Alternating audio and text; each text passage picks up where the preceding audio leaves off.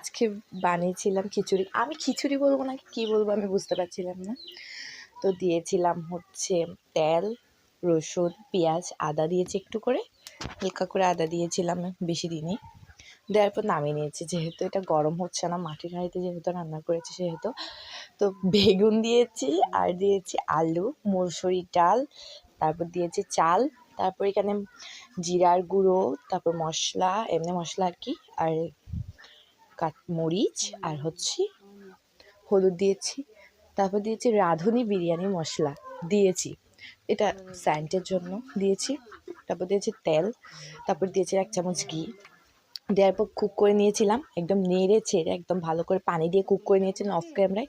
তারপর দেখতে পাচ্ছেন পরিবেশন করে খাচ্ছিলাম, খেতে দুর্দান্ত। আর লবণ তো বলিনি, লবণও দিয়েছিলাম। খেতে এত দুর্দান্ত, স্যালাড এবং বেগুন ভাজার সাথে এত দুর্দান্ত লাগছিল খাবারটা, জাস্ট